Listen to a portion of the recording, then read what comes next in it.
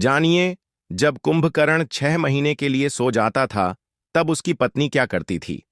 नमस्कार प्यारे दर्शक बंधुओं, आप सभी का हमारे YouTube चैनल गोपेश ज्ञान में तहे दिल से स्वागत है।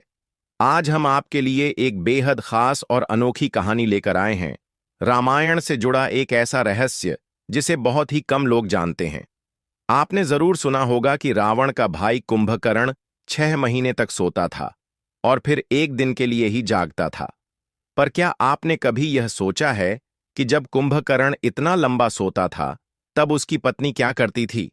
क्या वह भी उसके साथ सोती थी या फिर वह अकेले रहकर कुछ विशेष काम करती थी? इसी रहस्य को हम आज की इस वीडियो में आपके सामने लाए हैं। दोस्तों, जैसा कि हम सभी जानते हैं, चाहे देवता हों, राक्षस हों या मनुष्य, हर कोई रात को विश्राम करता है और दिन में अपने कार्य करता है। लेकिन कुंभकर्ण बिल्कुल अलग था। वह 6 महीने तक बिना रुके सोता रहता था, दिन और रात का कोई फर्क नहीं। फिर अचानक वह एक दिन के लिए जागता था और एक दिन के बाद वह फिर 6 महीने के लिए सो जाता था। दोस्तों, यह अजीब बात क्यों थी? इसका कारण क्या था? और इस दौरान उसकी पत्नी क्या करती थी? यही सब आज हम आपको बताएंगे। तो निवेदन है कि इस वीडियो के अंत तक हमारे साथ बने रहिए। और अगर आपने अभी तक चैनल सब्सक्राइब नहीं किया है, तो कृपया कर लीजिए, क्योंकि हम आपके लिए ऐसे ही ज्ञान और रहस्यों से भरी पौराणिक कथाएं लाते रहते हैं। तो चलिए, अब शुरुआत करते हैं कि जब कुंभकर्ण 6 महीने के लिए गहरी नींद में सोता था, तब उसकी पत्नी क्या करती थी। इस सवाल का जवाब इतना सीधा नहीं है। इसका उत्तर जानने के लिए हमें जाना पड़ेगा रामायण के उस हिस्से में जहां इस बात का जिक्र आता है।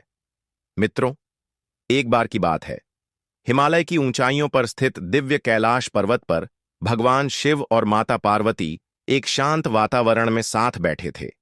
चारों ओर हिम की उजली चादर फैली थी, मंद मंद वायु बह रही थी और वातावरण पूरी तरह शांत था। भगवान शिव ने ध्यान से माता पार्वती के चेहरे की ओर देखा। उन्होंने देखा कि माता पार्वती गहरी सोच में डूबी हुई हैं। उनकी आंखों में जिज्ञासा की चमक थी, लेकिन चेहरा कुछ उदास और गंभीर दिख रहा था। भगवान शिव मुस्कुराए और बोले, हे देवी पार्वती, आज आपके चेहरे पर गंभीरता क्यों है? मुझे ऐसा प्रतीत हो रहा है कि आप किसी गहरी चिंता में हैं। क्या कोई बात आपको परेशान कर रही है? माता पार्वती ने धीरे से उत्तर दिया, प्रभु, आपके ध्यान की गहराई देखकर ही मैं यह प्रश्न आपसे पूछने का साहस कर पा रही हूं। हमारे मन में एक ऐसी बात है जो बहुत समय से हमें विचलित कर रही है, लेकिन उसका उत्तर कहीं नहीं मिल रहा। भगवान शिव गंभीर होकर बोले, कहिए देवी, कैसा प्रश्न है? आपके मन की शंका मुझे बताइए। मैं पूरी कोशिश करूंगा कि उसका समाधान कर सकूं।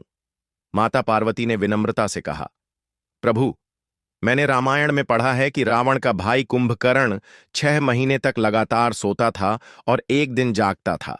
यह तो सब जानते हैं, लेकिन मेरे मन में यह जानने की इच्छा है कि जब कुंभकर्ण सोता था, तब उसकी पत्नी क्या करती थी। क्या वह अकेली रह जाती थी? क्या वह भी उसी तरह सोती थी या फिर वह कोई विशेष कार्य करती थी? यह प्रश्न मुझे बार बार परेशान करता है, लेकिन किसी भी ग्रंथ में इसका स्पष्ट उत्तर नहीं मिला। कृपया मेरी इस शंका का समाधान कीजिए। भगवान शिव मंद मुस्कान के साथ बोले, हे देवी पार्वती, आपका प्रश्न बहुत ही विशेष और गहरा है। यह प्रश्न केवल एक पत्नी के कर्तव्य को नहीं, बल्कि स्त्री की शक्ति, त्याग और धैर्य को भी दर्शाता है। मैं आपको इस रहस्य की एक विशेष कथा सुनाता हूं, जिससे न केवल आपकी शंका का समाधान होगा, बल्कि आपको कुंभकर्ण और उसकी पत्नी के जीवन का एक अनजाना पक्ष भी झांत होगा। ध्यान से सुनिए, क्योंकि यह कथा केवल ज्ञान नहीं, अपितु भावनाओं से भी भरी हुई है। माता पार्वती ने श्रद्धा से सिर झुकाया और कहा, प्रभु, कृपया आप अपनी यह कथा आरंभ करें। मैं पूरी एकाग्रता से सुनूंगी। और यहीं से भगवान शिव ने कुंभकर्ण के जीवन की वह रहस्य भरी कथा आरंभ की। भगवान शिव माता पार्वती से मुस्कुराकर कहते हैं, हे देवी पार्वती, जिस राक्षस के विषय में आपने पूछा है, वह कोई साधारण राक्षस नहीं था। वह रामायण का एक अत्यंत महत्वपूर्ण पात्र था, रावण का छोटा भाई कुंभकर्ण। कुंभकर्ण आकार में इतना विशाल था कि जब वह चलता था तो धरती कांप उठती थी। उसकी छाया पड़ते ही दिन में अंधेरा छा जाता था। भूख ऐसी थी कि वह एक बार में कई गांवों का भोजन अकेले ही खा जाता था और फिर भी उसका पेट नहीं भरता था। भगवान शिव ने कहा, हे देवी, यह कोई अतिशयोक्ति नहीं है। सच में उसके विशालकाय शरीर में चूहे नहीं बल्कि हाथी कूदते थे। इतनी भारी भूख होने के कारण कभी कभी वह अपने ही राज्य की प्रजा को भी खा जाता था। यह देखकर स्वयं ब्रह्मा जी भी चिंता में पड़ गए थे। उन्होंने सोचा, यदि यह राक्षस इसी तरह दिन रात खाता रहा तो एक दिन पूरी धरती को निगल जाएगा। इसे रोकने के लिए कुछ करना ही होगा। कुछ समय बाद कुंभकर्ण ने कठोर तपस्या शुरू की। वह जंगलों में बैठकर लगातार भगवान ब्रह्मा की तपस्या करने लगा। उसकी तपस्या इतनी शक्तिशाली थी कि देवलोक तक उसका प्रभाव पहुंचा। ब्रह्मा जी प्रसन्न हुए और आकाशवाणी की, हे कुंभकर्ण, मैं तुम्हारी तपस्या से प्रसन्न हूं। मांगो, क्या वरदान चाहिए? कुंभकर्ण के मन में शक्ति और सत्ता का लालच घर कर चुका था। उसने सोचा, अब समय आ गया है इंद्र का सिंहासन छीनने का। मैं ब्रह्मा जी से इंद्रासन, देवताओं के राजा का पद मांग लूंगा और स्वर्ग का राजा बन जाऊंगा। लेकिन ब्रह्मा जी जान चुके थे कि कुंभकर्ण क्या मांगने वाला है। उन्होंने सृष्टि की रक्षा के लिए एक युक्ति निकाली। उन्होंने सरस्वती माता से प्रार्थना की कि वे कुंभकर्ण की जिह्वा पर आकर बैठ जाएं और उसके विचारों को पलट दें। जैसे ही कुंभकर्ण वरदान मांगने गया, सरस्वती माता उसकी जीभ पर विराजमान हो गईं और उसका उच्चारण बदल गया। वह इंद्रासन की जगह निद्रासन बोल बैठा, जिसका अर्थ होता है गहरी नींद का वरदान। ब्रह्मा जी मुस्कुराए और बोले, तथास्तु। कुंभकर्ण को अब गहरी और लंबी नींद का वरदान मिल चुका था। जब रावण को यह बात पता चली तो वह बहुत परेशान हुआ। उसने सोचा, अब मेरा भाई तो सोते सोते ही जीवन बिता देगा। इसकी शक्ति का कोई लाभ ही नहीं मिलेगा। तब रावण ब्रह्मा जी के पास गया और विनती करने लगा, हे प्रभु, कृपा करके मेरे भाई को पूरी उम्र सोने की जगह 6 महीने सोने और 6 महीने जागने का वरदान दें, ताकि जब वह जागे तो युद्ध में हमारी मदद कर सके। ब्रह्मा जी ने रावण की प्रार्थना स्वीकार कर ली और कुंभकर्ण को नया वरदान दे दिया। अब वह 6 महीने सोएगा और 6 महीने जागेगा।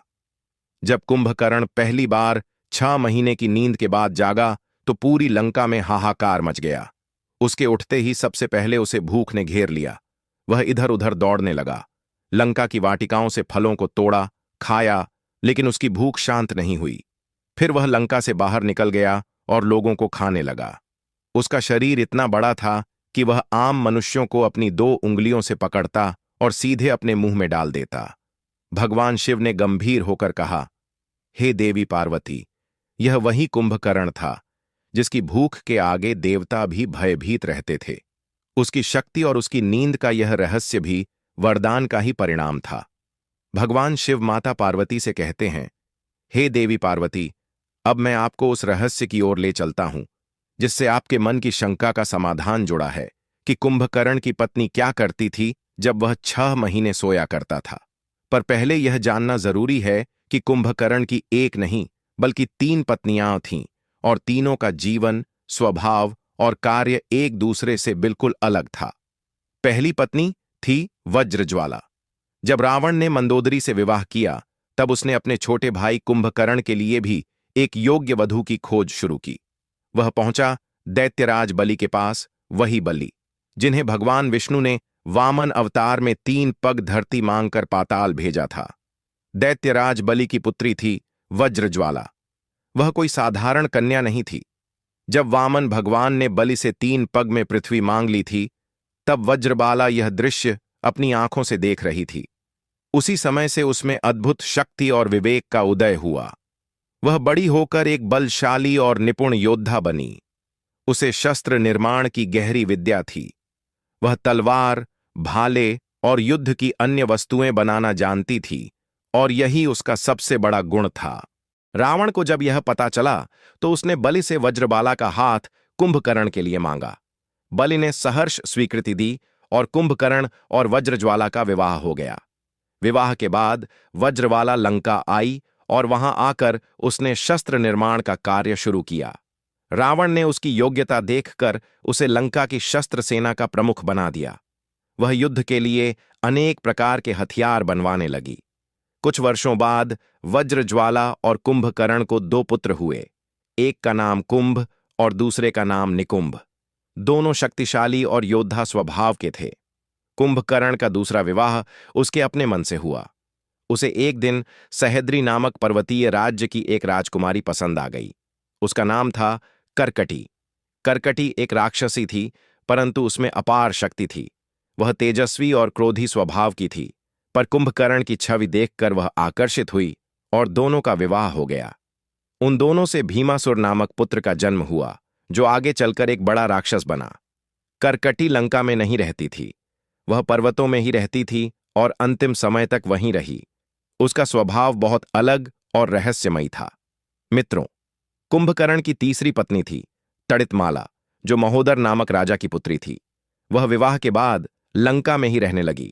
उसका स्वभाव शांत, सेवाभावी और समर्पित था। यही वह पत्नी थी जिसने कुंभकर्ण के सोने और जागने की जीवन व्यवस्था को समझा और उसे निभाया। भगवान शिव कहते हैं, हे पार्वती, जब कुंभकर्ण 6 महीने सोता था तो तड़ितमाला अकेले उसकी देखभाल करती थी। वह जानती थी कि जब कुंभकर्ण जागेगा तो उसे बहुत तीव्र भूख लगेगी, ऐसी भूख कि पूरी लंका का अन्न भी कम पड़े। इसलिए वह पूरे 6 महीने तक प्रतिदिन भोजन बनाती थी। वह अनाज इकट्ठा करती, पकाती और बड़ी मात्रा में भंडारण करती, ताकि जब कुंभकर्ण उठे तो उसे तुरंत पर्याप्त भोजन मिल सके और वह भूख से व्याकुल होकर लंका में हाहाकार न मचाए। वह न सोती, न थकती, न शिकायत करती। उसका यही धर्म और प्रेम था, एक पत्नी का त्याग और सेवा का भाव। तब माता पार्वती ने पूछा कि यह दोनों राक्षस क्यों बने? तब भगवान शिव माता पार्वती से प्रेम पूर्वक बोले, हे देवी पार्वती, आपने जो प्रश्न पूछा था कि रावण और कुंभकर्ण राक्षस क्यों बने, उसका उत्तर बहुत ही गूढ़ और अद्भुत है। ये दोनों वास्तव में राक्षस के रूप में जन्मे नहीं थे, बल्कि एक प्राचीन श्राप के कारण असुर योनि में जन्म लेने को विवश हुए थे। बहुत पुराने समय की बात है। भगवान विष्णु के वैकुंठ लोक में 2 दिव्य द्वारपाल सेवा में तैनात थे, जय और विजय। ये दोनों भगवान विष्णु के परम भक्त और उनके महल के मुख्य प्रहरी थे। वे भगवान से अत्यंत स्नेह रखते थे, लेकिन अहंकार का एक अंश धीरे धीरे उनमें आने लगा था।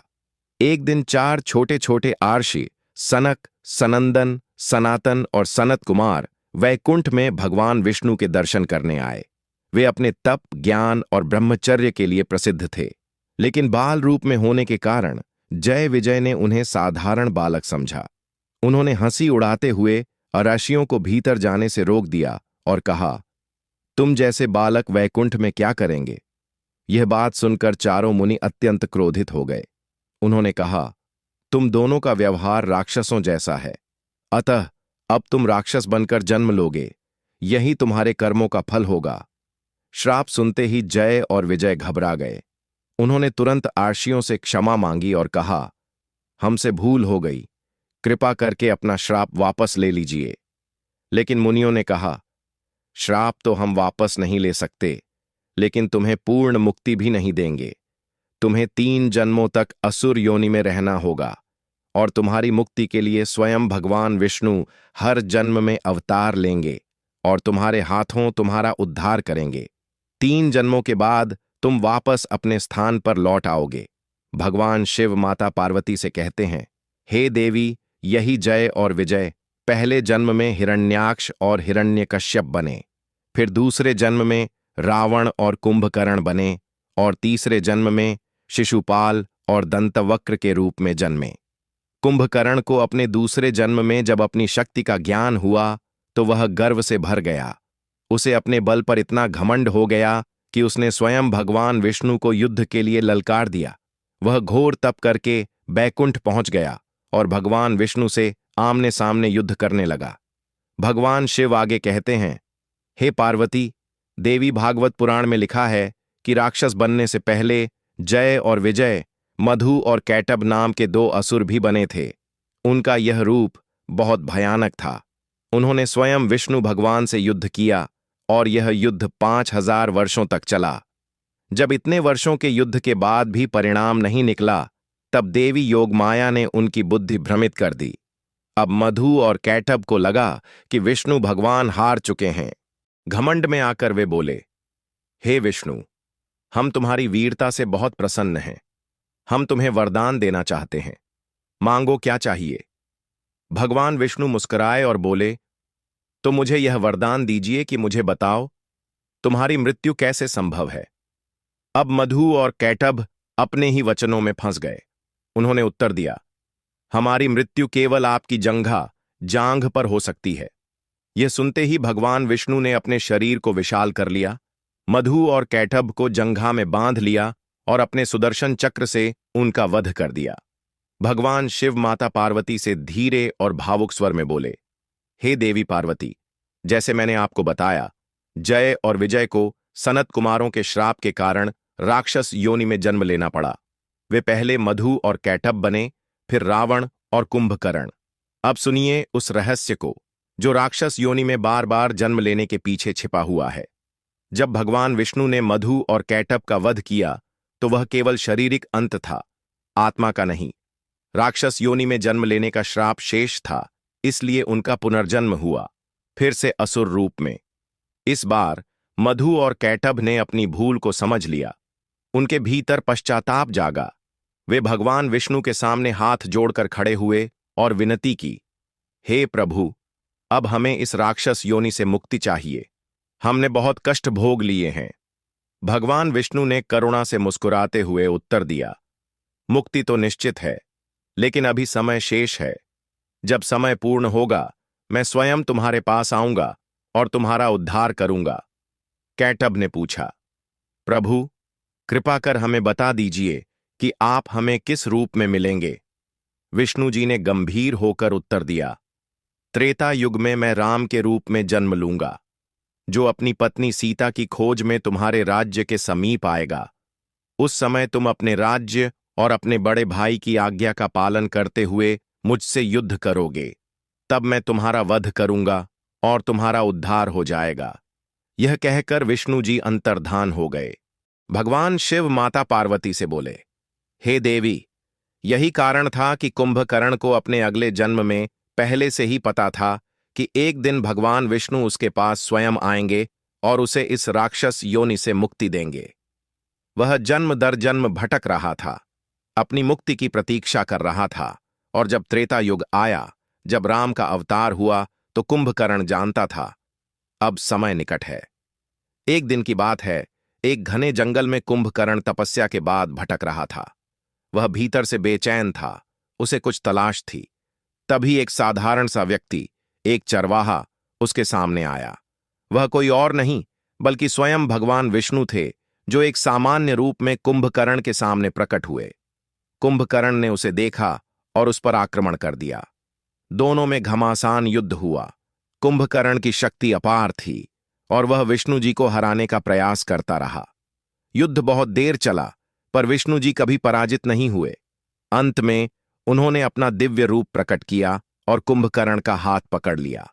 कुंभकर्ण स्तब्ध रह गया। वह झुक गया और भावुक होकर बोला, प्रभु, आपने वादा किया था कि आप मुझे इस राक्षस योनि से मुक्त करेंगे, इसीलिए मैं जंगल जंगल आपको खोज रहा था। विष्णु जी ने मुस्कुराकर कहा, हे कुंभकर्ण, अब समय आने वाला है। तुम्हें मुझे खोजने की आवश्यकता नहीं, मैं स्वयं तुम्हारे पास आऊंगा, राम के रूप में।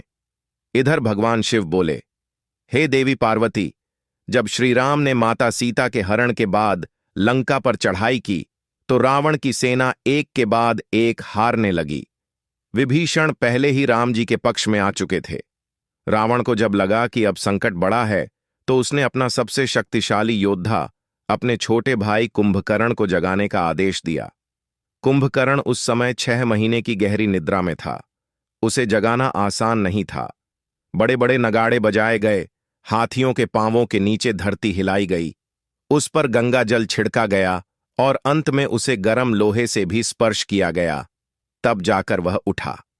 नींद से उठते ही कुंभकर्ण ने पूछा, क्या हुआ भैया, मुझे क्यों इस बार जल्दी उठाया गया है? तब रावण ने युद्ध की पूरी स्थिति बताई। यह सुनकर कुंभकर्ण कुछ पल चुप रहा, फिर शांत स्वर में बोला, भैया, आपके पास मंदोदरी जैसी सती पुण्यशालिनी पत्नी है। फिर भी आपने एक और स्त्री, सीता माता, का हरण किया। ये धर्म नहीं है, अधर्म है। अभी भी समय है, प्रभु श्री राम से क्षमा मांग लीजिए। वे करुणामूर्ति हैं, अवश्य क्षमा कर देंगे। लेकिन रावण को यह बात बुरी लग गई। वह क्रोध में कुंभकर्ण पर भड़क उठा। कहा, मुझे उपदेश मत दो, बस युद्ध के लिए तैयार हो जाओ। कुंभकर्ण ने सिर झुकाया और कहा, आप बड़े भाई हैं, आपके आदेश का पालन करना मेरा धर्म है। यदि मेरे प्राण भी देने पड़ें तो मैं दूंगा, क्योंकि मैं केवल योद्धा नहीं, आपका भाई भी हूं। अगले ही दिन कुंभकर्ण रणभूमि में कूद पड़ा। जैसे ही वह मैदान में आया, वानर सेना में हड़कंप मच गया। उसके विशाल शरीर की छाया से दिन में अंधेरा छा गया। उसने हजारों वानरों को मार गिराया। राम की सेना में त्राही त्राही मच गई। जब राम जी ने यह देखा तो उन्होंने धनुष पर बाण चढ़ाया और एक शक्तिशाली बाण से कुंभकर्ण का वध कर दिया। कुंभकर्ण धरती पर गिरा, पर उसके चेहरे पर संतोष था, क्योंकि उसे पता था कि उसे मोक्ष मिल चुका है। कुंभकर्ण की मृत्यु से रावण अत्यंत दुखी हुआ, लेकिन उससे भी ज्यादा दुखी थीं उसकी दो पत्नियां, वज्रज्वाला और तड़ितमाला। दोनों ने श्री राम के सामने प्रार्थना की, प्रभु, हम भी इस राक्षस योनि से मुक्त होना चाहती हैं। हमने जीवन भर अपने पति की सेवा की है, अब हमारा उद्धार भी आपके हाथों से हो। राम जी ने उनकी करुणा और समर्पण को देखा और उन्हें भी मुक्ति दे दी। भगवान शिव माता पार्वती से बोले, हे देवी, इस प्रकार जब कुंभकर्ण का वध हुआ तो उसे राक्षस योनि से मुक्ति मिली और वह पुनः अपने पूर्व रूप विजय, भगवान विष्णु के द्वारपाल के रूप में वैकुंठ लौट गया। और उसका भाई रावण, जो पूर्व जन्म में जय था, उसका भी अंत हुआ और वह भी वापस अपने पद पर आसीन हो गया। भगवान शिव बोले, देवी, अब आपके मन की वह शंका कि जब कुंभकर्ण 6 महीने सोता था तो उसकी पत्नी क्या करती थी, उसका उत्तर अब स्पष्ट हो गया है। तड़ितमाला, उसकी पत्नी, 6 महीने तक प्रतिदिन भोजन बनाती थी, भोजन सहेजती थी, ताकि जब कुंभकर्ण उठे तो भूख के कारण वह व्याकुल न हो और लंका को संकट में न डाल दे। भगवान शिव मुस्कुराते हुए बोले, हे देवी पार्वती, अब तो आपकी जिज्ञासा शांत हो गई होगी और आपको यह भी झांत हो गया कि पति की सेवा और धर्म का पालन करने वाली स्त्री कैसे इतिहास में अमर हो जाती है। माता पार्वती प्रसन्न हुईं। तो दोस्तों, उम्मीद करता हूं ये जानकारी आपके लिए पसंद आई होगी। अगर यह वीडियो अच्छी लगी है तो कमेंट बॉक्स में अपनी कीमती राय जरूर लिखना और हो सके तो अपने दोस्तों के लिए भी शेयर करना, ताकि उन्हें भी यह जानकारी हासिल हो पाए और वो भी जान पाए कि कुंभकर्ण 6 महीने जब सोता था तो उसकी पत्नी क्या करती थी। इतना समय देने के लिए आप सभी को बहुत बहुत धन्यवाद। मिलते हैं अगली वीडियो में किसी और ज्ञान चर्चा के साथ। तब तक के लिए जय श्री कृष्णा, जय श्री राम।